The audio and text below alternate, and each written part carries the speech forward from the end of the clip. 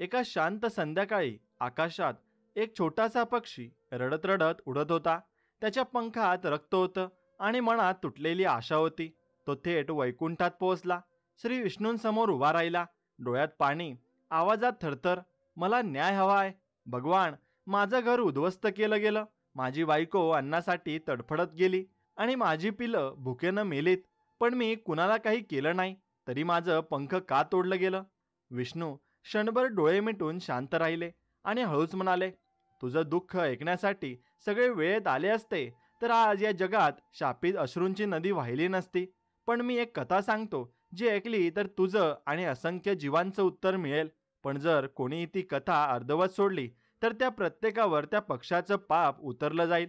म्हणून सांगतो, ही कथा संपूर्ण ऐका, नाहीतर पंख गमावलेल्या शापात तुमचं नाव असणार. पूर्ण कथा न ऐकता उठलात तर आशीर्वाद नाही, फक्त शाप तुमच्या दारात उभा राहील. हे लक्षात घ्या. अशाच माहितीपूर्ण कथा ऐकण्यासाठी आपल्या चॅनलला सबस्क्राईब करा आणि बाजूला असलेली घंटी दाबा आणि व्हिडिओला एक लाईक करून कमेंटमध्ये हर हर महादेव, जय श्री विष्णू असं नक्कीच टाईप करा. चला तर मग कथेला लगेच सुरुवात करूया. गावाचं नाव होतं नरसोबावाडी. पवित्र, शांत, पण कुठेतरी जुन्या आठवणींचं ओझं वाहून नेणारं गाव. त्या गावाच्या दक्षिण टोकाला होता एक जुना, झाडांनी वेढलेला काळा निळा तलाव, ज्याचा रंग आकाशापेक्षा गडद आणि नजरेला भीतीदायक वाटायचा. लोक तिथं जायचं टाळायचे. पण का, हे कोणी नीट सांगायचं नाही. फक्त म्हणायचे, तिथं संध्याकाळी जाऊ नका, आवाज येतात आणि अदृश्य घडतं, तर तिथलं पाणी खेचतं. आता श्यामा नावाची एक साधी विधवा स्त्री त्या गावात राहत होती. तिच्या कपाळावर नेहमी ओवाळलेलं कुंकू, चेहऱ्यावर परिश्रमांची झळ, पण डोळ्यात एक वेगळी चमक होती. तिच्या डोळ्यात अजूनही आठवणी होत्या नारायणच्या, तिच्या पतीच्या, जो एका वर्षापूर्वी अचानक गायब झाला होता. सगळ्यांना सांगण्यात आलं की तो तलावाजवळून गेला होता आणि परतलाच नाही. पण कोणी हे स्पष्ट बोलत नसे. कोणी म्हणे त्याचा पाय घसरला, कोणी म्हणे तो हरवला. पण श्यामा मात्र सतत म्हणायची, माझा नारायण असा गेला नाही, काहीतरी गुपित आहे. आता दिव्या, त्यांची मुलगी, फक्त 8 वर्षाची होती. तिच्या चेहऱ्यावर बापाची आठवण सतत दिसायची. ती रोज सकाळी बाबांचं छायाचित्र पाहून म्हणायची, आई, बाबा कधी येणार?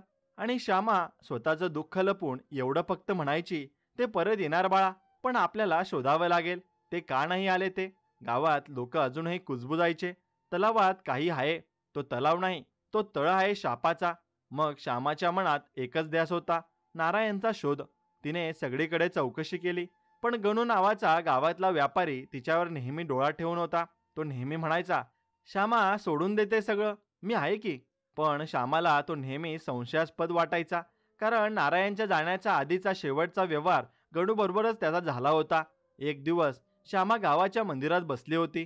तेवढ्यात बाबाजी नावाचा एक साधू तिथं आला आणि त्याच्या डोळ्यात वयाचं तेज आणि भूतकाळाचं गूढ दिसत होतं. त्याने श्यामाकडे पाहून म्हटलं, सुनबाई, शंका पेरू नकोस, शोधा घेत राहा. पण तलाव हे पाणीच नाही, ते इतिहास आहे. श्यामाला तो आवाज वेगळाच वाटला, जणू काही काळ बोलत होता तिच्याशी. म्हणून त्याच रात्री श्यामा आपल्या घरात झोपली असताना अचानक दिव्याने झोपेत ओरडलं, आई, बाबा, बाबा मला बोलावतायत. आणि बिछाण्यातून उठून ती बाहेर धावू लागली. श्यामा घाबरली. तिने दिव्याला थांबवलं, पण दिव्या ओरडत होती, आई, बाबा तळ्याच्या पाण्यात आहेत, ते हाक मारतायत. त्या क्षणी श्यामाच्या अंगावर काटा आला. ही एक स्वप्न होती का, की खरंच दिव्याला काहीतरी दिसलं होतं? आणि तलावाकडून का आलं दिव्याचं हे बोलणं? मग प्रश्न असा आहे की दिव्याने झोपेत जे पाहिलं ते खरंच नारायणचा संदेश होता का, की तीही शापाच्या विळख्यात येते? मग आता रात्र सरली होती, सकाळ झाली. दिव्या शांत होती, पण तिचे डोळे काळेगर्द झाले होते आणि श्यामा मात्र आतून हरपलेली होती. दिव्याने झोपेत जे काही बोललं त्याने तिच्या मनात नवेच वादळ उठवलं होतं आणि ती सकाळी उठून एकटीनं तलावाकडे जायचं ठरवते. अंगणातल्या तुळशीपुढे दीप लावत तिने एक प्रार्थना केली, नारायण, जर तू खरोखर तिथं आहेस तर काहीतरी चिन्ह दे. गावातून तलावाकडे जाणाऱ्या वाटेला मरणाची वाट म्हणत ती रानातल्या जुनाट झाडांखालून जात होती. पक्षीही तिकडे उडायला घाबरायचे. श्यामा एकटी चालली होती. लोकांनी पाहिलं, कोणाचं तरी कुजबुजणं तिच्या पाठीवर टोचल्यासारखं वाटत होतं. हिचंही डोकं फिरलंय बहुतेक, गेली आता, परत येईल का काय? मग अशा साऱ्या कुजबुजांमध्ये श्यामा मात्र निर्धाराने चालत राहिली. तलावाचं दर्शन झालं. खरोखर ते पाणी काळं निळं चमकत होतं. कोणताही सूर्यमार्ग त्या पाण्यापर्यंत पोहोचत नव्हता. काठावर एक मोठं वडाचं झाड, त्यावर निर्वायासारखा भला मोठा घुबड बसलेला. त्याची नजर थेट श्यामावर. ती काही क्षण थांबते आणि नकळत पुढे जाते. तिला काहीतरी ओढत होतं. तिच्या पायांनी दगडगोटे ओलांडले. तिच्या हातात फक्त नारायणचा एक जुना रुमाल होता. ती रुमाल तलावाकडे दाखवत म्हणाली, हेच तुला हवं होतं का रे? उत्तर दे. तेवढ्यात पाण्यात एक लाट उठते. ती लाट श्यामाच्या पायाजवळ येते आणि एक मृत फुलांचा हार बाजूला येतो. फुलं कोमजलेली, पण हारांची रचना ओळखीची. नारायणच्या शवयात्रेत हीच फुलं वापरली गेली होती. श्यामा दचकते. श्वास वेगाने चालू होतो. ती मागे फिरते, पण मागे एक माणूस उभा असतो. डोक्यावर जोळी, पायात मातीची चप्पल, चेहरा झाकलेला. तो हळूच म्हणतो, तलावात जे दिसतं ते असत नाही आणि जे असतं ते दिसत नाही. समजलीस? आणि क्षणात तो नाहीसा होतो. ती मागे धावते, पण तिथं फक्त पाण्यावर उमटलेले काही वर्तुळे आहेत. मग त्या दिवशी संध्याकाळी श्यामा गावात परतते, पण तिचा चेहरा वेगळा झालाय. तिचे डोळे थेट वडाच्या पारावरच्या माणसांकडे जातात आणि काही जण एकमेकांकडे पाहतात आणि लगेच घरात घुसतात. त्या रात्री श्यामा विचार करत बसते, तो माणूस कोण होता? त्या हाराचा काय अर्थ आहे? आणि पाण्यात उठलेली लाट, कुणीतरी बोलतंय का माझ्याशी? तेवढ्यात दिव्या पुन्हा जागेवर बसून म्हणते, आई, आज बाबा रडत होते. त्यांनी सांगितलं, आईला सांग, बाबाजीला शोध आणि तोच सांगेल सत्य. श्यामाच्या डोक्यात थंड घाम आला. त्या रात्री ती झोपत नाही आणि तिचं मन आता एका दिशेने वळतंय. बाबाजी कुठे आहेत? त्या झाडाखाली भेटलेला माणूस खरोखर होता की शापाचा भाग होता? आणि बाबाजीला का शोधायचंय? त्याच्याकडे काय सत्य आहे? सकाळीच श्यामा आपल्या मनात ठाम निर्णय घेते, आज बाबाजीला शोधायचं. गावात कोणीच बाबाजीच्या नेमक्या वास्तव्याबद्दल सांगत नाही. काही जण म्हणतात ते नर्मदेच्या घाटावर असतात, काही म्हणतात ते सतत फिरतीवर असतात. पण श्यामा दिव्याच्या बोलण्यावर विश्वास ठेवून निघते. नारायणची हाक आली होती, त्यानेच बाबाजीचं नाव सांगितलं होतं. दिवसाच्या तिसऱ्या प्रहरी श्यामा गावापासून थोड्या अंतरावर एका जुन्या वटवृक्षाजवळ पोहोचते. तिथे एक छोटी झोपडी आहे आणि बाहेर दगडी चूल. त्या चुलीवर बसलेला एक वृद्ध साधू, डोळे अर्धवट मिटलेले, केस पांढरे, चेहऱ्यावर शांततेची छटा, पण आत कुठेतरी एक जळजळती जाणीव होती. बाबाजी? श्यामाने विचारलं. त्याने डोळे उघडले, थेट तिच्या डोळ्यात नजर टाकली आणि तो क्षणभर स्तब्ध झाला. हळूच म्हणाला, आलो शेवटी, जिच्यावर काळाची सावली येणार आहे. श्यामा गोंधळते, पण आतून ती शांत राहते. ती त्याच्या समोर बसते. बाबाजी काही वेळ शांत बसले, मग ओठ हलवले. त्या तलावाचं पाणी शापित आहे. त्यात पाणी नाही, त्यात चुकलेली शपथ आहे. शपथ? श्यामा चकित होते. हो, 100 वर्षापूर्वी त्या जागी एक मंदिर होतं आणि त्या मंदिराच्या देवतेसमोर एका स्त्रीकडून शपथ घेतली गेली होती की ती आपल्या पतीशी विश्वासघात करणार नाही. पण तिनं वचन मोडलं आणि तिचं पाप झाकण्यासाठी तिचा बळी दिला गेला. जिवंत त्या तलावाच्या तळाशी ती आजही आहे. श्यामाच्या अंगावर काटा आला. पण माझ्या पतीचं काय? नारायण कसा?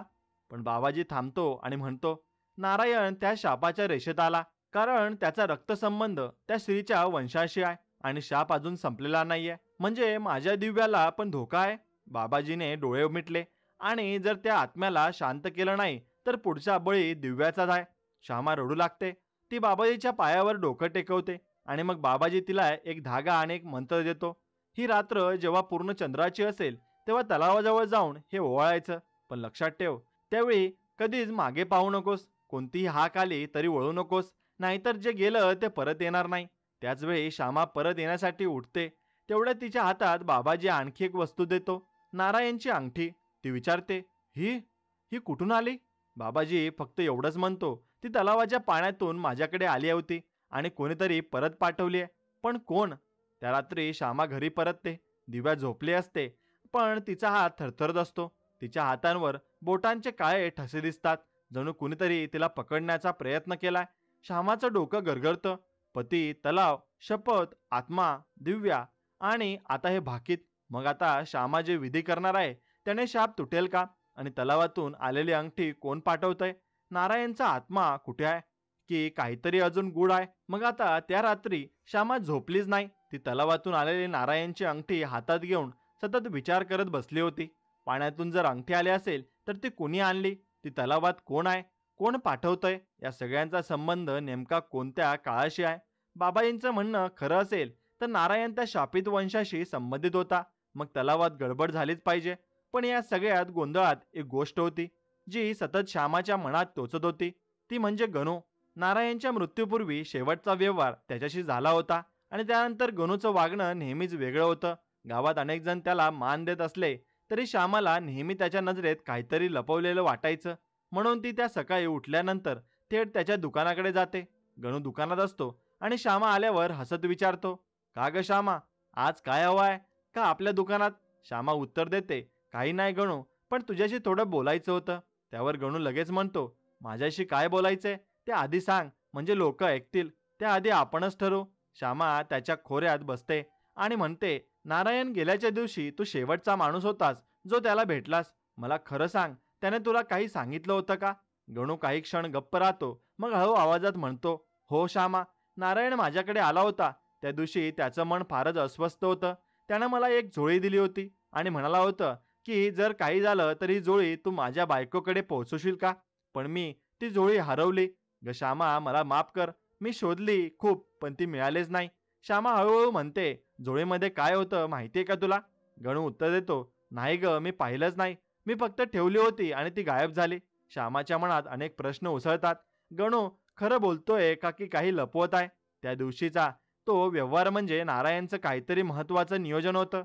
का त्याच्या मृत्यूपूर्वी काही क्षणातच काहीतरी गडबड झाली असेल? का त्याच्या मरणामागे केवळ तलाव नव्हे तर माणसांचाही हात आहे का? त्या रात्री श्यामा गावातच राहणाऱ्या तात्या नावाच्या म्हाताऱ्याला भेटायला जाते. कारण तो तलावाच्या जवळच जमिनीचं रक्षण करतो आणि त्याला तलावातलं काही ना काही माहिती असेल असं तिला संशय असतो. तात्या थोडासा वेडसर वाटणारा म्हातारा असतो, पण काही गोष्टी बोलतो ज्या मन सुन्न करतात. तो म्हणतो, "त्या तलावात माझ्या डोळ्यांसमोर माणसं हरवली आहेत, पण कुणालाही काहीच सांगू शकत नाही, कारण कोणीच ऐकत नाही. तलाव जसा दिसतो तसा नाहीये. त्याच्या पाण्यात इतिहास आहे आणि तो इतिहास कोणालाच माफ करत नाही." श्यामा विचारते, "तू पाहिलं आहेस का कुणाला जाताना तळ्याच्या दिशेने?" तात्या म्हणतो, "हो ग, एकदा मी पाहिलं होतं. तुझ्या नवऱ्यालाही चालताना, पण त्याच्या पाठोपाठ एक सावली होती. तिचा चेहरा नव्हता आणि त्याचं पाऊल पुढे गेलं तसंच पाणी फाटल्यासारखं उघडलं आणि तो त्यात बुडाल्यासारखा दिसला." श्यामा हादरते. तिला आता हे सगळं जास्तच गूढ वाटू लागलं. त्या दिवशीच्या संध्याकाळी ती घरी परतते आणि दिव्याला घेऊन अंगणात बसते. दिव्या काही न बोलता आकाशात बघत असते. अचानक ती म्हणते, "आई, मला आज स्वप्नात एक स्त्री दिसली. तिनं पांढरी साडी घातलेली आणि नेसलेली होती. केस तिचे पाण्यात भिजलेले होते आणि ती म्हणाली की तुझ्या आईनं जर शपथ तोडली नाही तर तू शापित होशील." श्यामा थरथरते आणि लगेच बाबाजींकडे जाते. तिथे तो आधीच तिला वाट पाहत असतो. गणूचा काहीतरी संबंध आहे या घटनेशी. मी त्याच्या वंशावळीचा अभ्यास केला आहे आणि मला एक गोष्ट सापडली आहे जी तू ऐकून हादरशील. बाबाजी सांगतो, "गणू म्हणजे गणपत लोहकरे. हा त्या श्रीचा पंतू आहे जिला तलावात जिवंत पुरण्यात आलं होतं. आणि ती श्री म्हणजे सायली लोहकरे आणि जिला तिच्या पतीनं देवळात दिलेलं वचन तोडलं होतं. म्हणून शिक्षा म्हणून गावकऱ्यांनी एका विधीमध्ये जिवंत पुरलं आणि त्यावेळी ही शपथ घेण्यात आली की तिचा वंशज जर पुन्हा या तलावाशी खेळेल तर त्याला आणि त्याच्या आजूबाजूच्या लोकांना शाप लागेल. आणि नारायण त्या दिवशी गणूपाशी गेला होता आणि त्याने काहीतरी उघडं केलं होतं, म्हणून तो त्या शापाचा बळी ठरला." श्यामाला आता उलगडा होतो की फक्त नारायण नव्हे तर ती आणि दिव्या सुद्धा या साखळीचा भाग बनत चालल्या आहेत. म्हणून बाबाजी म्हणतो, एकमात्र उपाय म्हणजे शपथ पुन्हा एका सत्यनिष्ठ स्त्रीच्याकडून घेऊन त्या स्त्रीच्या वंशाला मुक्त करणं. आणि तू श्यामा हे करू शकतेस, कारण तुझं मन शुद्ध आहे. पण त्यासाठी श्यामा तयार नाही. ती घाबरते. तिचं सर्वस्व म्हणजे दिव्या आहे आणि ती सगळ्यांपासून तिला दूर ठेवायचं ठरवते. पण बाबाजी सांगतो, "तू पळून जाऊ शकत नाहीस श्यामा, कारण शाप पाण्यासारखा आहे. जिथे जाईल तिथे ओलावाच देतो. फक्त तूच त्याला कोरडं करू शकतेस." त्या रात्री श्यामा एकटं बसून गणूच्या घराजवळ जाते. तिथे ती पाहते की गणू रात्रीच्या अंधारात तलावाच्या दिशेने काहीतरी घेऊन जातो. ती लपून त्याचा पाठलाग करते आणि बघते ती एक काळ्या कपड्यात गुंडाळलेलं काहीतरी तलावाजवळ ठेवतो आणि त्यावेळी तो एक मंत्रासारखं काहीतरी बोलतो. ती थांबते आणि ऐकते की तो म्हणतो, "हे शक्तीचं बळ त्या आत्म्याला समर्पण करतो. फक्त एक वाचव आणि माझं नाव विसर." श्यामा सुन्न होते आणि तो निघून गेल्यावर ती त्या वस्तूची गुंडी उघडते. तिथं ती पाहते एक जुना लाल चुनर, नारायणचा पेन आणि एक कागद ज्यावर लिहिलं असतं, "हा करार आजपासून माझ्या वंशाचं रक्षण करेल. पण मी माझं पाप कबूल करतो. फक्त शाप मागे राहील." हीच ती झोळी असावी जी गणू म्हणाला होता की हरवली होती. मग तो खोटं बोलला होता आणि की ते त्याने मुद्दाम लपवून ठेवलं होतं. आणि तो कोणासोबत करार करत होता? तलावातील आत्म्यासोबत की त्या जुन्या स्त्रीच्या आत्म्याशी? त्या रात्री श्यामा परत येते आणि दिव्या पुन्हा विचित्र बोलते. ती म्हणते, "आई, बाबा म्हणाले की तू कुणावरच विश्वास ठेवू नकोस. त्या तलावात एक नाव आहे, पण कुणी घेत नाही. ते नाव म्हणजे सत्याच्या चावीत. म्हणून श्यामा आदरते. बाबाजींकडून तिला सगळं कळालं. गणूचा वंशज, तलावाचा शाप, आत्म्याचा राग, नारायणचा अंत आणि आता तिच्यावर आलेलं बंधन. या शापाच्या साखळीतून मुक्त होण्यासाठी तिला स्वतःचं मन, शरीर आणि आत्मा वापरावा लागणार होता.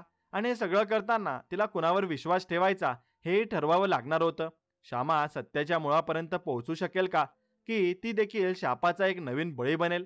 आणि त्या झोळीतलं करारपत्र खरंच गणूच्या पूर्वजांनी लिहिलं होतं का? की ते अजून एक धूर्त खेळ होता? मग आता गावातल्या जुन्या मातीच्या रस्त्यावर सकाळचा उजेड पसरत होता आणि श्यामा आपल्या घराच्या झोपडीसारख्या कुंडाच्या भिंतीकडे पाहत विचार करत होती. आता पुढं कसं जगायचं? दिव्याचं औषध, रोजचं जेवण, कपडे सर्व काही संपत चाललं होतं आणि नारायण गेल्यानंतर कर्जाचा डोंगर उभा राहिलेला होता.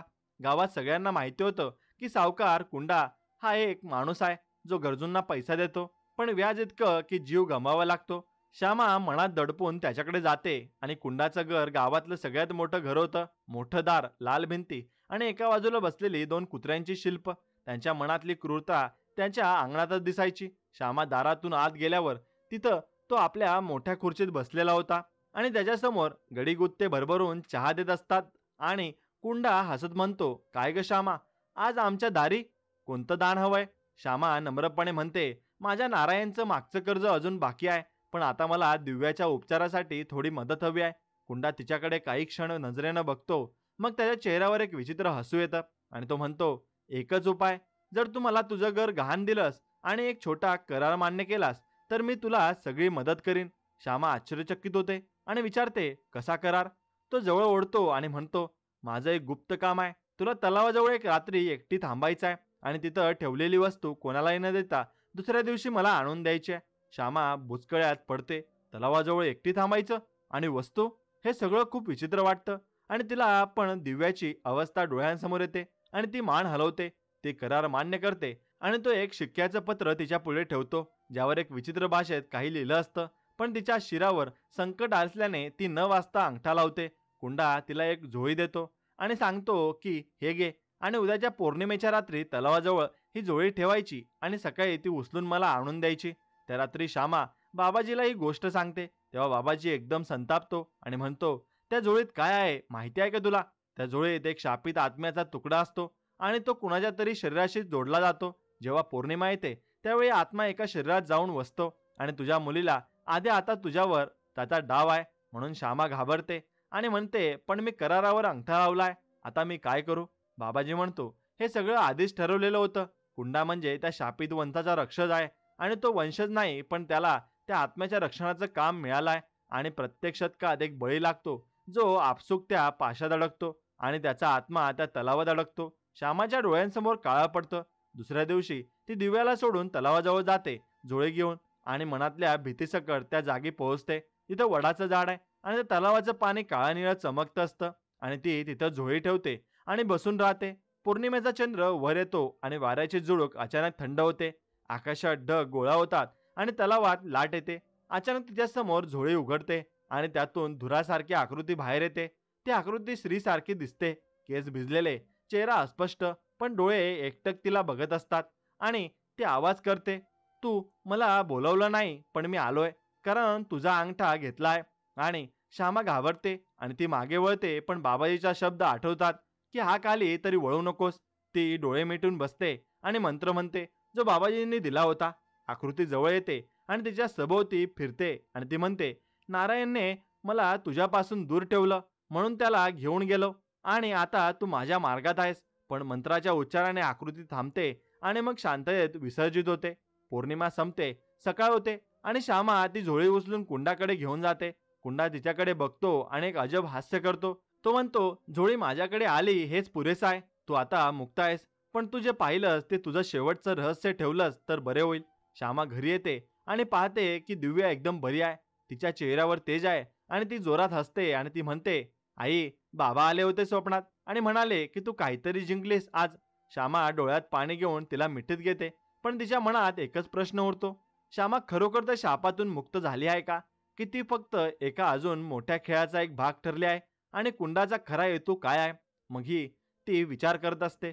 आता गावात 2 दिवस शांततेसारखा भास होत होता, पण शांतता ही वादळाचं पूर्वरूप असते हे श्यामा जाणत होती. दिव्या अजून बरी झाली होती, पण तिच्या वागण्यात एक वेगळी शांतता होती, जी आईच्या हृदयाला कायम टोचत होती. आणि त्या दिवशी गावात पाऊस आला आणि पावसात अंधाऱ्या गल्लीतून चालताना श्यामाचं पाऊल आपोआप वळलं आणि मंगला आजीच्या घराकडे. म्हणून ती आजी सगळ्यात वयोवृद्ध होती गावातली, जवळपास 100 वर्षाची. पण तिच्या चेहऱ्यावरचा अनुभव आणि डोळ्यातली व्यथा अजूनही ताजी होती. श्यामा तिच्या दारात पोहोचते आणि हळूच हाक मारते, "मंगला, आजी, मी श्यामा."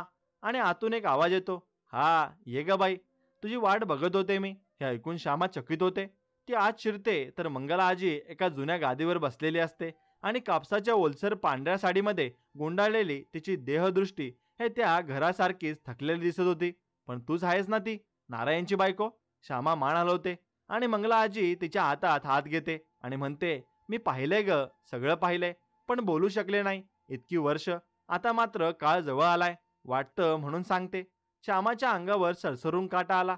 ती पुढे वागते आणि विचारते, "काय पाहिलंय आजी?" आणि मग मंगला आजीच्या ओठातून निघायला लागतो एक जुनं गुपित, एक अशी कथा जी नक्की शाप बनून पिढ्यानपिढ्या वाहत आले आहे. माझं वय तेव्हा 8 वर्षाचं होतं. आमच्या गावात त्या काळी एक सुंदर तरुण स्त्री होती. तिचं नाव होतं सायली. ती दिसायला परीसारखी होती आणि तिच्या गळ्यात एक हिरव्या मण्यांची माळ असायची. सगळं गाव तिच्यावर प्रेम करत होतं, पण तिच्या पतीनं तिच्यावर संशय घेतला होता आणि त्यानं गावकऱ्यांपुढे शपथ घेतली की ती जर माझ्यावर निष्ठावान नसेल तर मी तिला देवतेसमोर शिक्षा देईन. आणि म्हणे तिनं शपथ तोडली म्हणून त्याच रात्री एका विधीमध्ये तिला देवळाच्या मागच्या साहेबणात जिवंत पुरण्यात आलं. श्यामा सुन्न होते आणि ती हळूच विचारते, "पण मंगला आजी, तू कशी पाहिलं हे?" मंगला आजी डोळ्यात पाणी आणून म्हणते, "त्या रात्री मला ताप होता आणि माझ्या आईनं मला देवळाजवळ नेलं होतं. तिथूनच मी पाहिलं." सायली रडत होती. तिचा आवाज अजूनही कानात घुमतो, "मी काही केलं नाही, मला माफ करा." पण कुणी ऐकलं नाही आणि तिला दगडांनी झाकलं गेलं. फक्त तिचा आवाज उरला. हवा हलती तेव्हा तिचं रडणं अजूनही येतं. "म्हणून तलाव?" श्यामा लगेच विचारते. मंगला आजी थरथरत म्हणते, "त्या जागेवरच काही वर्षांनी तलाव खोदण्यात आला. गावातल्या दुष्काळाच्या वेळी ती जागा वापरली गेली, पण लोकांनी जाणून बुजून तिथं पाणी भरून घेतलं, कारण ते म्हणाले शुद्धी होईल. पण झालं उलटं. त्या पाण्यात बुडणं सुरू झालं. पहिल्या 3 वर्षातच 7 माणसं मेली होती आणि प्रत्येकाच्या चेहऱ्यावर एकच भयंकर भाव असायचा, जणू काही त्यांच्या डोळ्यासमोर कोणीतरी ओरडत होतं आणि त्यांना खेचून नेत होतं." श्यामा थरथरते आणि विचारते, "सायलीचा काही वंशज?" मंगला आजी म्हणते, "एक मुलगी होती तिच्या पोटी, पण ती लहान असतानाच हरवली गेली.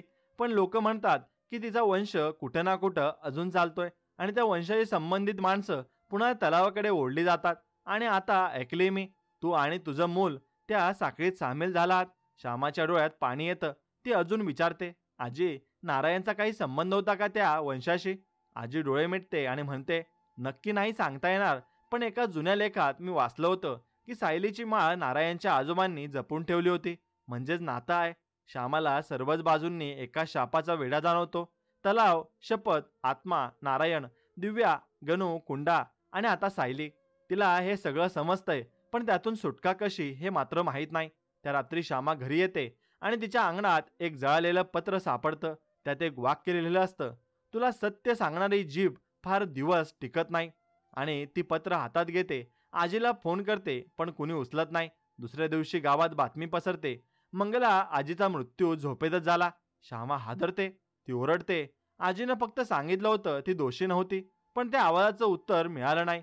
आणि त्या रात्री दिव्या आईकडे बघते आणि म्हणते, "आई, बाबा म्हणत होते की सायली अजून शांत नाही. तिला कुणीतरी न्याय दिला पाहिजे आणि ती न्याय मागायला परत येणार आहे."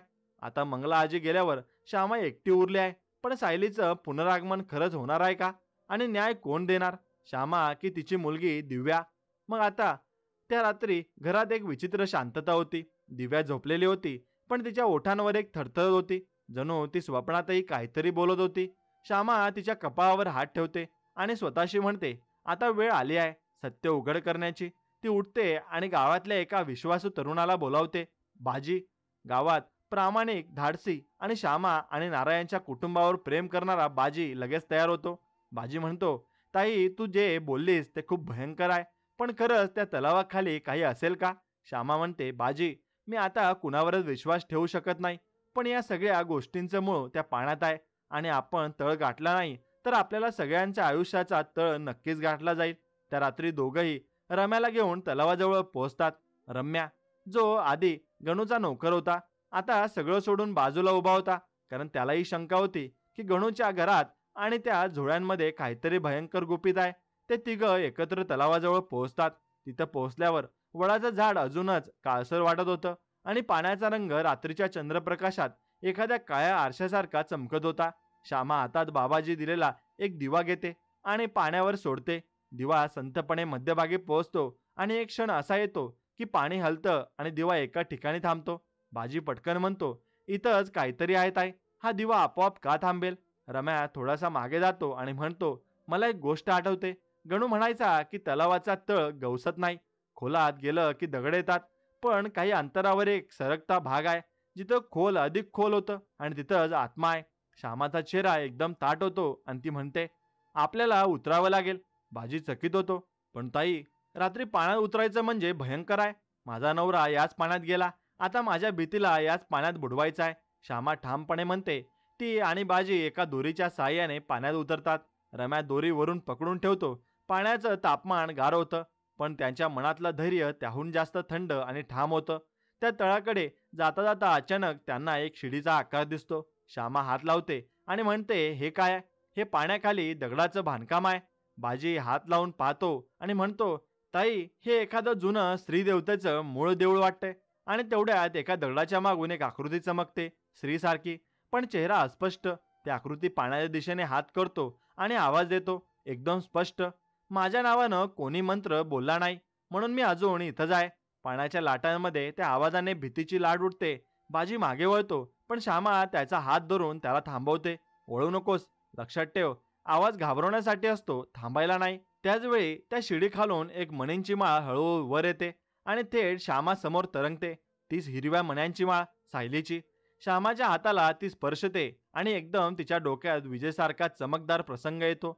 एक सुंदर स्त्री, केस मोकळे, डोळ्यात पाणी, आणि तिच्या आजूबाजूला लोक दगडांचा ढीग रचतायत आणि ती ओरडते, मी पापी नाही, विश्वासघात झालाय. त्याच वेळी श्यामा आवाज करते, सायली, मी आहे. मी तुझं ऐकते. मला सांग, काय झालं होतं?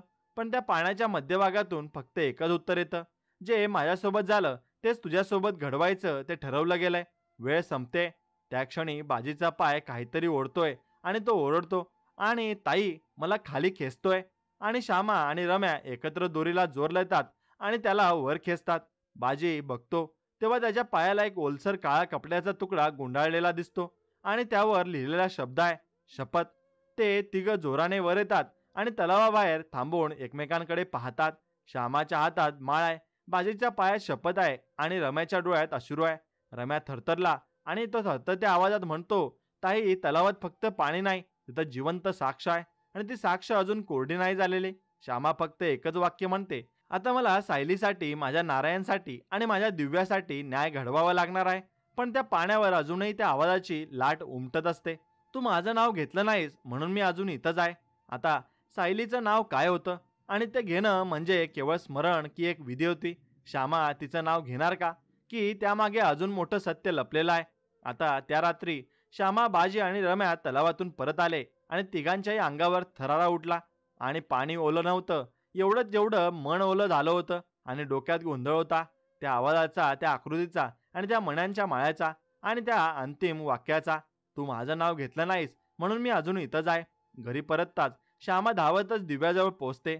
पण जेव्हा ती तिच्या झोपलेल्या चेहऱ्याकडे पाहते तेव्हा काहीतरी वेगळं जाणवतं. तिचा चेहरा शांत वाटतो, पण डोळ्यांच्या कोपऱ्यात थोडीशी सावली आहे आणि जी श्यामा आधी कधीच पाहिलेली नव्हती. ती तिला झोपेतून हलकं उठवते आणि विचारते, बाळा, तू ठीक आहेस ना? दिव्या डोळे उघडते, पण तिचे डोळे एकदम खोल वाटतात आणि ती शांतपणे उत्तर देते, हो आई, आज मी स्वप्नात सायलीला पाहिलं. श्यामा घाबरून विचारते, सायली? तुला कसं माहिती तिचं नाव? आणि दिव्या काहीच उत्तर देत नाही, फक्त बघत राहते आणि एक हलकीशी हसू तिच्या ओठांवर उमटतं. त्या दिवशी दिव्या उठते, पण तिचं वागणं संपूर्ण बदललेलं असतं. ती आईला मदतीसाठी पुढे येते, अंगण झाडते, तुळशीला पाणी घालते, पण तिच्या हालचालींमध्ये काहीतरी फारच शांत आहे, पद्धतशीर आणि परक्या व्यक्तीचं सौम्यपण जाणवतं. श्यामा तिला बोलवते आणि विचारते, तुला काही आठवतं का बाळा, गेल्या काही दिवसातलं? दिव्या म्हणते, नाही आई, पण आता सर्व स्पष्ट आहे. तुझा रक्षण करण्यासाठी मी आले आहे. हे ऐकताच श्यामा सुन्न होते. ती म्हणते, काय म्हणलीस तू? दिव्या तिला बघत म्हणते, आई, सायली अजून रडते. ती म्हणते की तिला तिचं नाव विसरू नकोस आणि मी तुझ्या सोबत राहून तिला शांत करणार आहे. त्या रात्री श्यामा पूर्णपणे दिव्याच्या झोपेसमोर बसून राहते आणि दिव्या हलकेच कुशीत गुंग होते आणि ती झोपेतही काहीतरी पुटपुटते. त्यांनी मला दगडांनी बंद केलं की मी काही केलं नव्हतं. माझं पाणी शुद्ध होतं, पण लोकांनी त्यात विष मिसळलं. श्यामा तिच्या केसांवरून हात फिरवते आणि पुटपुटते, ही माझी बाळ आहे की दुसरी कोण? दुसऱ्या दिवशी सकाळी श्यामा बाबाजीला भेटते आणि सगळं सांगते. बाबाजी गंभीर होतो आणि म्हणतो, सायलीचं दुःख इतकं खोल आहे की आता ते कुणातरी शुद्ध आत्म्याला विसावलेला तयार आहे आणि ती तुझ्या बाळात आलाय. पण ही केवळ झोप नाही, हे झपाट नाही आणि आता याचा शेवट तसाच राहिला तर दिव्या कायमची नाहीशी होईल आणि सायली पूर्णपणे तिच्यात विलीन होईल. श्यामा घाबरते, पण बाबाजी शांतपणे तिच्या हातात एक गूढ पान ठेवतो. त्यावर एक मंत्र असतो आणि म्हणतो, जर दिव्या शुद्ध असेल तर ती मंत्र ऐकताच डोळे मिटेल आणि शांत होईल. पण जर तिला काही झपाटलेले असेल तर ती मंत्रावर प्रतिक्रिया देईल. मग त्या रात्री श्यामा हे मंत्र तिच्या झोपेसमोर बसून म्हणायला लागते आणि पाहते. दिव्या अचानक थरथरते, तिचे डोळे उघडतात आणि ती जोरात ओरडते, थांब, हे माझं घर आहे. तिने वचन तोडलं होतं. माझं काय चुकलंय? तिच्या आवाजात एक परकेपणा असतो जो आईच्या हृदयात खोलवर भेदतो. श्यामा रडत म्हणते, सायली, माझ्या बाळाला सोड. मी तुझ्यासाठी काहीही करेन. तू फक्त शांत हो. तुझा आवाज ऐकणारी मी आहे. तुझ्यासारखीच मीही अपेक्षित आहे. विधवा आहे आणि तुझ्यासारखीच मलाही संधी हवी आहे, न्यायाची. तेव्हा दिव्याचं शरीर थरथरत थांबतं आणि ती शांतपणे श्यामाच्या मांडीवर डोकं ठेवते आणि डोळे मिटते. त्या क्षणी श्यामाला समजतं की सायली अजूनही तिच्या आत आहे, पण तिच्या मनात एक शांतता देखील आहे. कारण पहिल्यांदा कुणीतरी तिचं ऐकलंय, तिचं नाव घेतलंय आणि तिच्या वेदनेची कबुली दिली. दुसऱ्या दिवशी दिव्या एकदम शांत आणि नेहमीसारखी असते. पण काही वेळाने ती आईला विचारते, आई, तुला माहितीये का, त्या पाण्याखालचं देऊळ अजून तसंच आहे. आणि सायली म्हणते की तिचं शेवटचं मागणं अजून अपूर्ण आहे. म्हणून श्यामाचं हृदय धडपून जातं आणि ती विचारात पडते, सायलीचं शेवटचं मागणं नक्की काय आहे आणि श्यामा तिच्या बाळाला वाचवण्यासाठी ती अंतिम मागणी पूर्ण करेल का, की या प्रवासात अजून कुणाचं बलिदान लागणार आहे. मग आता गावातल्या घटना आता दिवसेंदिवस घडत होत चालल्या होत्या. तलावाजवळची आकृती, दिव्याचं बदललेलं वागणं, श्यामा आणि बाजीचं पाहिलेलं देऊळ आणि सायलीचा आवाज, हे सगळं इतकं एकमेकात गुंतलं होतं की त्यातून सुटका एकतर सत्य स्वीकारणं किंवा पुन्हा एक बळी देणं, या दोनच मार्गामध्ये दिसत होती. आणि अशात एकाच दिवशी सकाळी गणू स्वतः श्यामाच्या घरी आला आणि त्याच्या चेहऱ्यावर नेहमीचं हसू नव्हतं. डोळे लालसर होते आणि तो थेट दारात उभा राहून म्हणाला, माफ कर मला, मी फार मोठं पाप केलाय. श्यामा थबकते. बाजी आणि रम्या आतच होते आणि तिघही त्यांच्याकडे आश्चर्याने बघतात. मग गणू आत येतो आणि चटईवर बसतो, डोकं खाली घेतो आणि सांगायला लागतो, त्या दिवशी नारायण माझ्याकडे आला होता. त्याच्याजवळ काही पुरावे होते. त्याला सायलीच्या इतिहासाबद्दल काही कळत होतं आणि त्यानं ठरवलं होतं की त्यांचं सगळं उघड करायचं. पण तो चुकीच्या माणसावर विश्वास ठेवून बसला, माझ्यावर. श्यामाच्या तोंडून शब्द निघेनासा होतो. म्हणजे तू? गणू हलक्या आवाजात म्हणतो, हो. मी नारायणला गाफील करत त्याला तलावाजवळ नेलं आणि त्याला सांगितलं की आपण मिळून देऊळ शोधू. पण तिथं मी मी त्याच्या हातात असलेले कागद आणि सायलीची माळ हिसकावली आणि त्याच वेळी तलावात एक मोठी लाट उठली, जणू ती वाटच पाहत होती. त्या क्षणी मी त्याला ढकललं नाही, पण मी त्याला वाचवलं नाही. मी फक्त पाहत राहिलो, कारण मला वाटलं जर नारायण नाहीसा झाला तर सायलीचा शाप आपोआप थांबेल आणि माझ्या वंशाचं रक्षण होईल. बाजी एकदम उठतो आणि त्याला धरतो, म्हणजे तू तू माणूसच नाही, तू हे सगळं आधीपासून जाणून होता. गणू चिडवून म्हणतो, मी फक्त माझ्या रक्ताचं रक्षण करत होतो. मला माझ्या पूर्वजांनी सांगितलं होतं की तलावातल्या शक्तीला प्रसन्न ठेवण्यासाठी प्रत्येक शतकात एक बळी लागतो आणि नारायण त्या वेळेचा बळी ठरवला गेला होता. श्यामा ढसाढसा रडत म्हणते, त्याचं काय चुकलं होतं? त्यानं तर सायलीसाठी सत्य उघड करायचं ठरवलं होतं. त्याला तुझ्यासारख्याने फसवलं, तुझ्या भीतीने. गणू शांतपणे म्हणतो, हो. आणि आता मलाही समजतंय की त्या शक्तीला बळी नकोय, तिला न्याय हवाय. आणि जेवढं मी लपवलं तेवढं शाप वाढत चाललाय. मी खूप मोठा गुन्हा केलाय, पण मी तो गुन्हा एकटा केला नाही. श्यामा डोळे पुसत विचारते, म्हणजे अजून कोण? गणू थरथरत उत्तर देतो, सावकार कुंडा. तोच या विधीचा खरा सूत्रधार आहे. माझा आजोबा त्याच्या वडिलांचा नोकर होता आणि त्यांनीच मला शिकवलं, बळीचं रक्त तलावाला शांत करतं. पण आता मला कळतंय, हे काही शांतताचं साधन नाही, हे तर एक सैतानी करार आहे. हे ऐकून रम्या पुढे येतो आणि म्हणतो, म्हणजे कुंडा अजूनही शापाचं व्यवस्थापन करत राहतोय? गणू डोकं हलवतो, हो. आणि आता त्याला हवंय दिव्या, कारण तीच पुढच्या पिढीतली शुद्ध आत्मा आहे. आणि जर तिचं शरीर सायलीला मिळालं तर त्या आत्म्याला शांती नको राहणार आणि तिला पुन्हा देह आणि मग पुन्हा बदला ही गोष्ट थांबणार नाही. बाजी संतापून म्हणतो, मग आपण गप्प बसू का? आता वेळ आली आहे या सगळ्याला उघड करण्याची आणि न्याय देण्याची. गणू शेवटी श्यामाच्या पायापुढे वाकून म्हणतो, ताई मला माफ कर.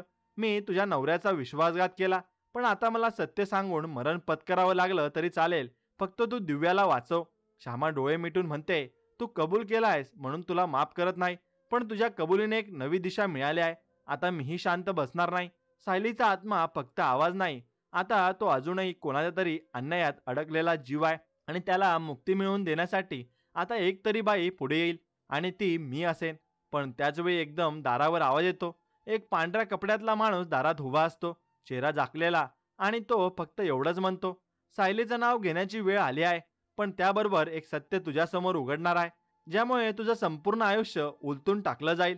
सायलीचं खरं नाव, तिची ओळख आणि तिच्या मृत्यूमागचं खोटं सत्य काय आहे? श्यामा तयार आहे का मग हे ऐकण्यासाठी? आणि ती सायलीचं नाव घेणार का, की पुन्हा एकदा इतिहास रिपीट होणार आहे? त्या रात्री गणूची कबुली झाल्यावर श्यामा आणि बाजी आणि रम्या थोडा वेळ गप्प बसले होते. गणूचं बोलणं, त्याच्या चेहऱ्यावरचा पश्चाताप, सावट आणि त्या दारात आलेल्या पांढऱ्या आकृतीचा आवाज, हे सगळे एखाद्या अधुरी मांडणीसारखं वाटत होतं. म्हणजे सायलीच्या मृत्यूमागे केवळ भावनिक वेदना नव्हे, तर एखादं कडक पुरुषप्रधान षडयंत्र लपलेलं होतं. त्याच रात्री श्यामा थेट बाबाजींकडे पोहोचते आणि सगळं सांगते. बाबाजी तिच्याकडे बघतो आणि म्हणतो, मुली वेळ आली आहे तुला सत्य दाखवण्याची. जे मी आत्तापर्यंत फक्त वाचत होतो ते आता तुला समजून घ्यावं लागेल, कारण त्यातून तुला सायलीचं अंतिम मागणं कळेल. बाबाजी एका झोळीतून एक जुना, खूपच फाटलेला आणि लाकडी कव्हरमध्ये गुंडाळलेला अभ्यासग्रंथ बाहेर काढतो. त्याचं नाव असतं शाप विवेचक संग्रह, संवंत 1784. श्यामाला हे नावही अनोळखी वाटतं आणि ती बाबाजींकडे बघते. तो म्हणतो, ही नोंद आहे त्या काळात घडलेल्या सर्व विधींची, ज्या देवाच्या नावाखाली बायका मारल्या गेल्या, जिवंत पुरल्या गेला आणि त्या विधींचं समर्थन त्या काळच्या न्यायगुरु परिषदेने केलं होतं. श्यामा धक्का खाऊन विचारते, म्हणजे सायलीचा मृत्यू हा धार्मिक शिक्षा होती? बाबाजी मान हलवतो, नाही, ही शिक्षा नव्हे, ही सडलेल्या प्रतिष्ठेची सुटका होती. बाबाजी त्या ग्रंथातून एक भाग वाचायला लागतो. स्त्री सती नसेल तर ती पवित्र असू शकत नाही आणि पतीवर संशय घेणं हे धर्मभंग मानलं जातं. जो स्त्रीवर विश्वास ठेवेल तो समाजाच्या दृष्टीनं अधर्मी समजला जाईल. हे वाचून श्यामाच्या डोळ्यात पाणी येतं. ती म्हणते, म्हणजे हे सगळं खोट्या नियमावर आधारलेलं होतं? बाबाजी पुढे सांगतो, सायली ही अत्यंत ज्ञानवान, सुशिक्षित स्त्री होती. ती देवळातल्या ग्रंथाचा अभ्यास करायची, संस्कृत वाचायची आणि तिने एकदा एक मंत्राचा चुकीचा अर्थ पुजाऱ्याला सांगितला आणि तेच तिच्या शापाचं कारण बनवलं गेलं. श्यामाचं अंग शहारलं. म्हणजे तिला शिक्षा तिच्या बुद्धीसाठी झाली? बाबाजी गंभीरपणे म्हणतो, हो. आणि सगळ्यात भयंकर गोष्ट काय आहे माहितीये का? तिच्या मृत्यूनंतरही तिच्या घरातले लोक गप्प बसले, कारण त्यांना वाटलं की तिला जिवंत काढल्यामुळे त्यांची प्रतिष्ठा वाचली. त्याच रात्री तिच्या घरासमोर अन्नदान करण्यात आलं होतं. श्यामा डोळे मिटून बसते. तिच्या मनात चालू असतो संघर्ष. सायलीचा आवाज, दिव्याचं झपाटणं, नारायणचा मृत्यू आणि आता हे भयंकर सामाजिक सत्य. बाबाजी पुढे एक गोष्ट सांगतो. त्या ग्रंथात एक शेवटचं पान आहे, ज्यावर कोरून लिहिलंय, ज्या दिवशी एखादी विधवा स्वतःच्या मर्जीने तिचं नातं झोपलेल्याशी जोडेल आणि शपथ घेईल की मी तुला न्याय देईन, त्या दिवशी सायलीचा आत्मा मुक्त होईल. श्यामाला हे वाक्य ऐकून काही क्षण बोलताच येत नाही आणि ती विचार करते, विधवा म्हणजे मी? मी शपथ घ्यायची? बाबाजी मान हलवतो, हो, पण शपथ देणं म्हणजे फक्त उच्चार नाही. तू तलावात जाऊन त्या श्रीचा आवाज ऐकायला हवा, तिचं नाव घ्यायला हवं आणि हे करताना तुझ्या बाळावरचा हक्क सोडावा लागेल, कारण सायली तिचं शरीर वापरण्यासाठी आतुर आहे. म्हणून श्यामा धक्का खाऊन मागे हटते. नाही, मी दिव्याला देणार नाही. मी न्याय हवा म्हणते, पण मुलीचा जीव पणाला लावून नाही. तेव्हा बाबाजी म्हणतो, तू मुलीचा जीव वाचवू शकतेस, पण त्या सायलीच्या आत्म्याला वाचवण्यासाठी तुला तुझ्या अंतरात्म्याशी शपथ घ्यावी लागेल की तू तिच्या वेदनेसाठी जीव देणार आहेस, शब्दांनी नाही, कर्मांनी. त्या दिवशी श्यामा परत येते आणि दिव्याजवळ बसते. तिच्या हातात तो ग्रंथ असतो आणि ती त्याच्या शेवटच्या पानावर स्वतःचं नाव लिहिते, श्यामा, सायलीचा वचनधारक. आणि त्या रात्री दिव्याच्या झोपेतून एक आवाज येतो, आई, तू माझं नाव घेशील का? मग मी शांत होईन. श्यामा रडत म्हणते, हो, मी घेईन, पण त्याआधी तू मला सांग, तुझं खरं नाव काय? आवाज शांत होतो आणि एकदम वाऱ्याचा झटका खिडकीतून घरात येतो आणि घरात त्या तुळशी पानांवर थरथरत होतं. पण एक पान खाली पडतं आणि त्यावर स्पष्टपणे कोरलेलं दिसतं, शर्वरी. श्यामाचा श्वास थांबतो. शर्वरी? शर्वरी म्हणजे कोण? हे नाव सायलीचं खरं नाव आहे की अजून एखादं रहस्य आहे? आणि शर्वरीसाठी श्यामा काय बलिदान देणार आहे? मग आता त्या रात्री श्यामा दाराशी बसून होती. हातात तो जुन्या ग्रंथाचं पान ज्यावर शर्वरी हे नाव कोरलेलं होतं. तिचा चेहरा जणू भिजलेला होता आणि डोळ्यातून पाणी वाहत होतं. पण डोळे ओले नव्हते, ती निर्विकार होते. आणि तिच्या समोरच एकच प्रश्न होता, सायली म्हणजे शर्वरी की मी ज्याला सायली समजत होते ती खरीच सायली आहे? तेवढ्यात बाजी आणि रम्या घरी येतात. बाजी म्हणतो, ताई तुला बोलवायला आलोय. पण तुझा चेहरा बघूनच कळलं काहीतरी मोठं उघडलंय. श्यामा हळूच म्हणते, एक पान, एक नाव, पण एकच आत्मा नाही वाटत? रम्या थोडा गोंधळलेला असतो, पण अचानक तो आपल्या झोळीतून एक जुनं बांधलेलं झाकपत्र काढतो आणि म्हणतो, ताई माझ्या आजोबांनी मला एक जुना दस्तावेज दिला होता. ते म्हणाले होते की हा कधी उघडू नकोस जोपर्यंत कोणाचं नाव पुन्हा पुन्हा ऐकू येत नाही. आणि 2 दिवसांपासून मला एकच नाव वारंवार ऐकू येत आहे, शर्वरी, शर्वरी, शर्वरी.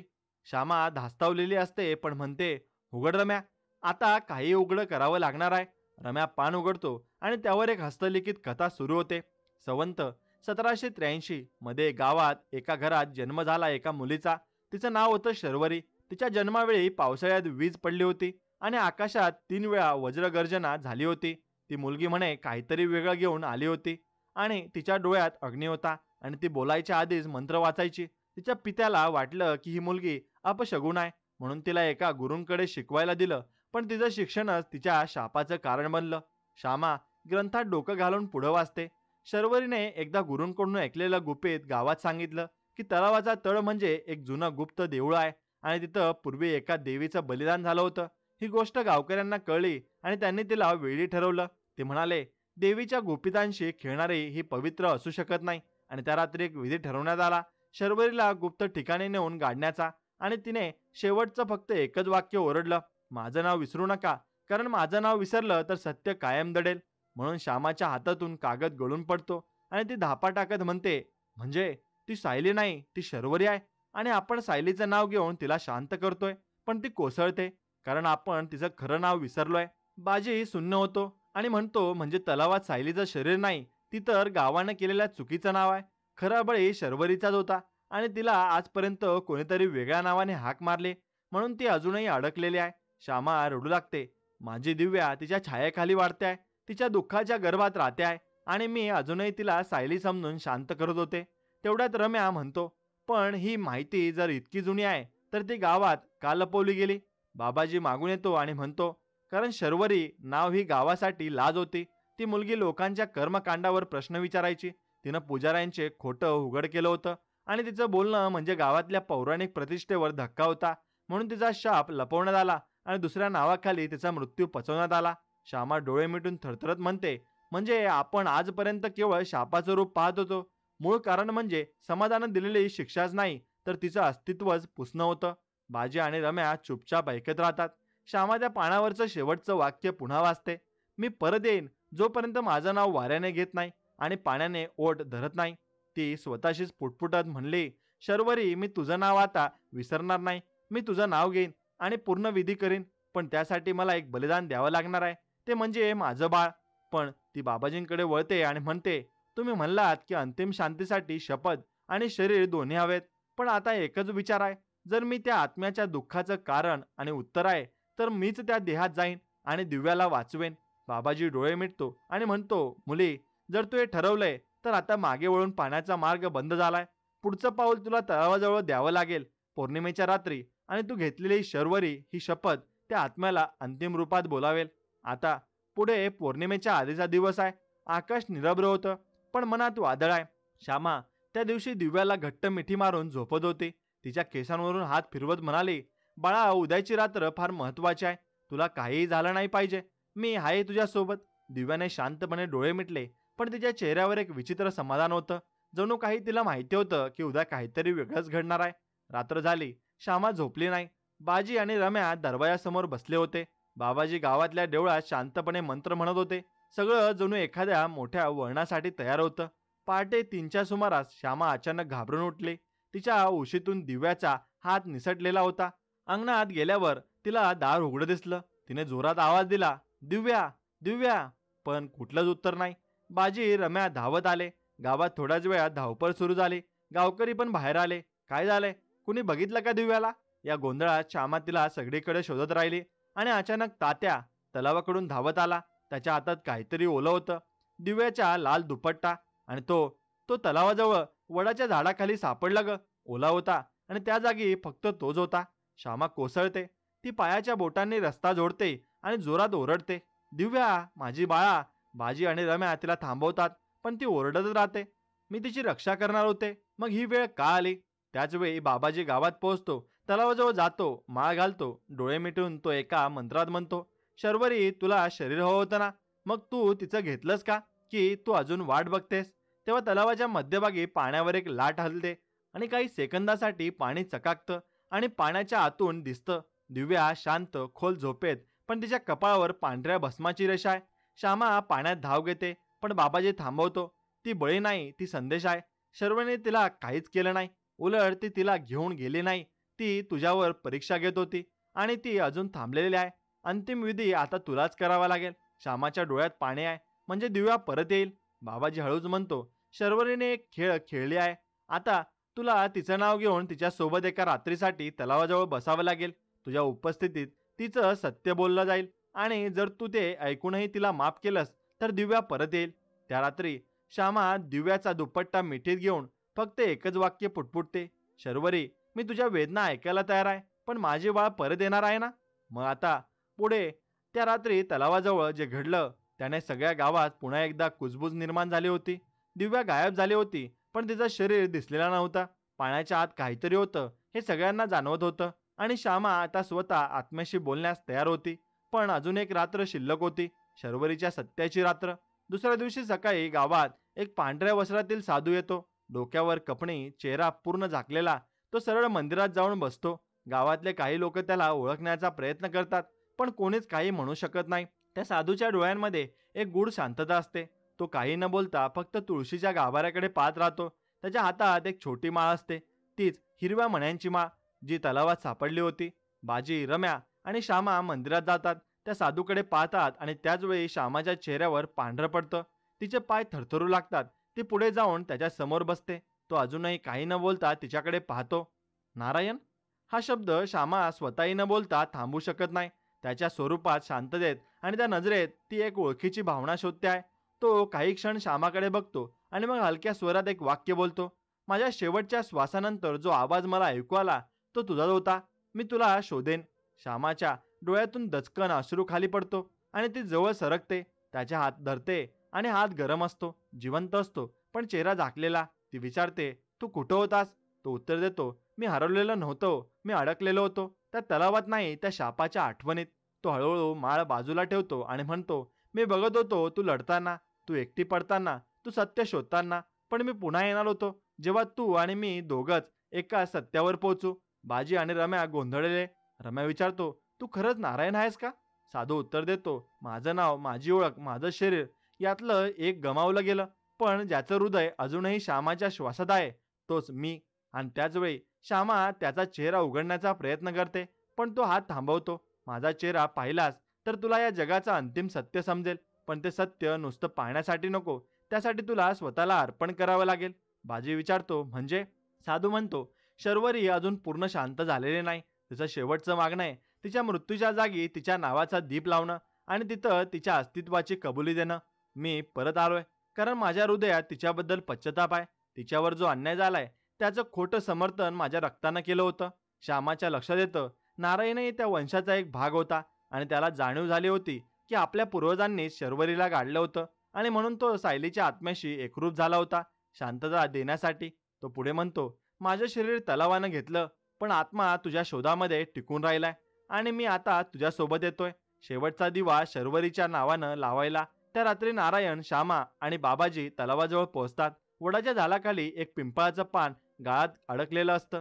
नारायण ते उचलतो आणि त्यावर चंदनानं लिहितो, शर्वरी, तुझं नाव आता विसरलं जाणार नाही. मग त्यावेळी तलावाचं पाणी एका क्षणासाठी पूर्ण स्वच्छ दिसतं. त्यात एक चेहरा तरंगतो, दिव्या झोपेत, शांत. बाबाजी म्हणतो, तिची आत्मा अजून सायलीच्या छायेखाली आहे, पण दीपविधी पूर्ण झालाय तर ती परत येईल. श्यामाच्या हातात तेलाचा दिवा आहे. ती त्या झाडाखाली बसते. नारायण तिच्या मागे आणि ती म्हणते, शर्वरी, तुला मी विसरले नाही. मी तुझं नाव घेतलं. आता तू माझी मुलगी परत दे. तेवढ्यात तलावावर एक तेजस्वी लाटा उमटतात आणि त्या लाटांमधून शांततेने झोपेत चालत दिव्या पाण्याच्या काठावर उभी राहते. तिच्या डोळ्यात नितळ शांतता असते. श्यामा धावत तिच्याजवळ जाते. दिव्या म्हणते, आई, ती म्हणाली की आता तू तिची सखी झाली आहेस आणि तिला वाईट नाही वाटणार, कारण तुझ्यामुळे तिला नाव परत मिळालंय. आता पुढे त्या दिवशी पौर्णिमा होती. वारा शांत होता, पण वातावरण काहीतरी वेगळं होतं. तलावाजवळ त्या झाडाखाली सगळं तयार होतं. श्यामा, नारायण, बाबाजी, बाजी, रम्या आणि काही मोजके गावकरी, जे आताशा या सगळ्यातून एक दुःखाचं पवित्र सत्य पाहत होते. बाबाजी म्हणतात, आजची रात्र साक्ष आहे. जेवढं गावानं लपवलंय, जेवढं वेळेनं झाकलंय, ते आता या पाण्याने बोलून घेतलाय आणि हा अंतिम विधी आहे आणि त्यात कोणतंही खोटं चालणार नाही. नारायण शांतपणे तलावाजवळ जाऊन खाली बसतो. त्याच्यासमोर श्यामा हातात तेलाचा दिवा, तांदूळ, कुंकू आणि चंदनाचा लेप घेऊन उभी असते. बाबाजी समोरचं शिडीखालचं देऊळ उघडतो, जे तलावाच्या पाण्याखाली आधी रम्यांनी आणि बाजींनी शोधलेलं होतं. मग पहिल्यांदाच त्या जागेवर उघड विधी होणार होता आणि त्या जागेवर शर्वरीला गाडण्यात आलं होतं. श्यामा डोळे मिटून हातात दिवा घेते आणि उच्चारते, शर्वरी, तुझं नाव आता विसरलं जाणार नाही. तुझ्या नावाने आज हे पाणी शुद्ध होतंय आणि तुझ्या वेदनेला शांती मिळते. तिने दिवा पाण्यावर सोडला आणि पाण्याच्या लाटांवर तो दिवा झुलत राहिला. मध्ये शांतपणे, अगदी जसं सायली म्हणजे शर्वरी आज स्वतः पाहत आहे. तेवढ्यात तलावातून हलका वावळत उठतो आणि एक स्त्री सदृश्य आकृती पाण्याच्या मध्यभागी उभी राहते. डोळे बंद, केस भिजलेले, कपाळावर चंदन आणि चेहऱ्यावर शांततेची छटा. बाबाजी हळूच म्हणतो, ती आहे शर्वरी. आता बोलणार आहे. आकृतीचे होठ हलतात. आवाज शांत पण खोल. मी अबोध होते, पण ज्ञानाच्या नावे मला जिवंत काढलं. मी अबला नव्हते, पण श्रद्धेच्या नावे मला अपवित्र ठरवलं. मी फक्त विचार केला, पण लोकांनी मला शाप दिला. आणि आज तुझ्या एका वाक्यानं मी शांत होते, कारण आज माझं नाव पुन्हा बोललं गेलंय. तेवढ्यात तलावाच्या पाण्यात एक तेजस्वी प्रकाश उमटतो आणि पाणी क्षणभर आकाशासारखं चमकतं. दिव्याचं शरीर, जे आधी तलावाच्या प्रतिबिंबात झोपलेलं दिसत होतं, हळूच काठावर येतं. तिचे डोळे उघडतात. ती थोडीशी थकलेली पण शांत असते. श्यामा ओरडते, दिव्या, आणि धावत जाते. दिव्या थरथरत्या हातांनी आईला मिठी मारते आणि म्हणते, आई, शर्वरी म्हणाली की तू खरंच तिची मैत्रीण होतीस. बाकी सगळ्यांनी तिला गाडलं, पण तू तिला ओळख दिलीस. त्यावेळी नारायण शांतपणे उठतो. तो श्यामा आणि दिव्याला बघतो आणि एक हसू देतो. बाजी विचारतो, भाऊ, तू आता राहत असशील ना इथंच? नारायण काही न बोलता तलावाच्या पाण्याकडे पाहतो आणि म्हणतो, माझं शरीर या तलावात गेलं, आत्मा तुझ्या शोधात राहिला, पण आता माझं काम पूर्ण झालं. आता मला जावं लागेल. श्यामा थरथरते, नाही, तू आलास, मी वाट पाहिली, आता तू परत जाशील? नारायण हलक्या स्वरात म्हणतो, मी कोण होतो याला अर्थ नव्हता, मी काय ठरवलं यालाच अर्थ होता. मी तुझ्या शोधात होतो आणि तू मला शोधून स्वतःला शोधलं. तो पुढे चालत चालत पाण्याकडे जातो आणि शेवटचं वाक्य बोलतो. शर्वरी सारख्या हजारोंचा आवाज अजून पाण्याखाली आहे. तो प्रत्येक वेळी उगमावर यायला एक श्यामा हवीच असते. पाण्यात तो उतरतो आणि हळूहळू नाहीसा होतो. लाटेत आणि प्रकाशात त्या क्षणी तलावावर एक वेल फुलते. निळं फुल, ज्याला गावकरी आजपर्यंत शापाचं फुल म्हणून आले होते, आज पहिल्यांदा मुक्तीचं फुल झालं. आता शर्वरीचा आत्मा शांत झालाय. नारायण पाण्यात विलीन झालाय आणि तलावावर पहिल्यांदा शांततेची फुलं उमलली होती. पण श्यामा शांत बसणारी नव्हती. दिव्याच्या डोळ्यात आता मासूमपणा परत आला होता, पण त्या डोळ्यात अजूनही गुंतागुंतीच्या आठवणींचं सावट होतं. त्या पहाटे श्यामा आणि दिव्या बाबाजींसोबत त्या तलावाच्या गुप्त देवळाकडे जातात. पाण्याचा स्तर हटवला गेलेला असतो आणि त्या जुन्या शिडीखाली एक गुप्त दरवाजा स्पष्ट दिसत होता. बाबाजी म्हणतात, ही जागा फक्त आत्म्याची नव्हे, सत्याची आहे. पण आजपर्यंत कोणी इथं गेलं नाही, कारण इथं गेल्यावर जे दिसतं ते भयानक असतं आणि नाकारलेलं असतं.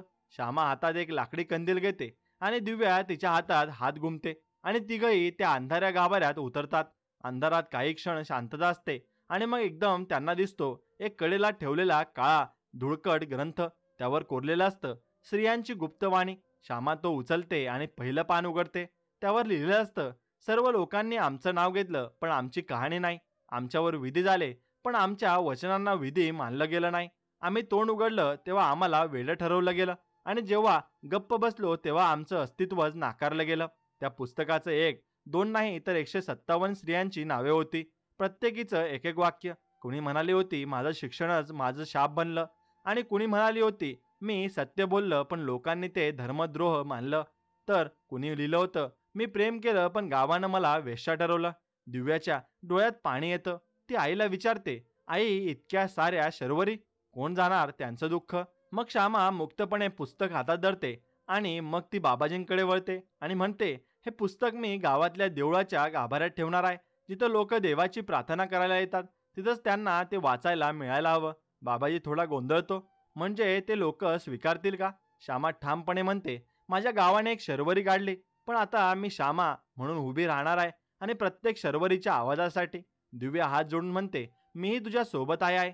आणि त्या दिवशी गावातल्या मंदिरात पहिल्यांदाच ध्वज उडवला जातो आणि एका स्त्रीचं नाव घेऊन. आणि त्या पुस्तकाला लोक वाचायला लागतात आणि काही रडतात, काही गोंधळतात, काही हसतात, पण सगळेजण एक गोष्ट शिकतात, तिचं नाव विसरू नका, कारण तिच्या नावात समाजाचं आरसच लपलेलं आहे. आणि त्या रात्री श्यामा अंगणात बसलेली असते. दिव्या तिच्या मांडीवर डोकं ठेवते आणि विचारते, आई शर्वरी आता नक्की कुठं आहे? श्यामा तिचे केस कुरवाडते आणि म्हणते, ती कुठं नाही ग, ते आपल्या प्रत्येकात आहे. तू जेव्हा शुद्ध विचार करशील तेव्हा ती तुझ्यात येईल, आणि मी जेव्हा भीती नको म्हणून लढेन तेव्हा ती माझ्यात असेल. शर्वरी एक नाव नाही बाळा, ती सत्याचा ध्वनी आहे. तेवढ्यात तलावावरून हलकी वाऱ्याची झुळूक येते आणि त्या वाऱ्यावरून एक आवाज येतो, शांत, नितळ. धन्यवाद. आता इथे सगळं संपतं आणि खऱ्या अर्थानं ते सुरूही होत असतं. पण तलाव आता शांत होता. तलावाचं पाणी आता काळं नसलं तर निळसर आश्वासक होतं.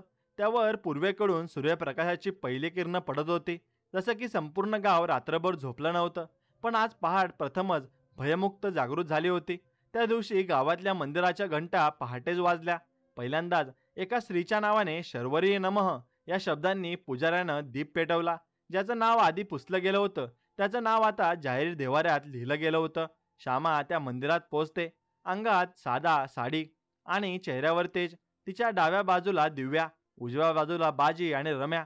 लोक तिच्याकडे पाहतात, पण हळूहळू मान वाकवतात आदरानं, कारण आता ती केवळ नारायणची विधवा नाही, ती आहे त्या आत्म्याची मुक्ती देणारी बाई.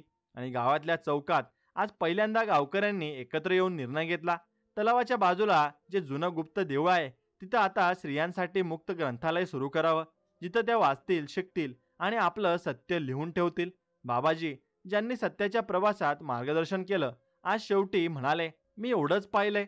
आज एक सत्य दडवलं की 100 प्रश्न जन्म घेतात, पण एकच सत्य स्वीकारलं की 1000 आत्म्यांना शांतता मिळते.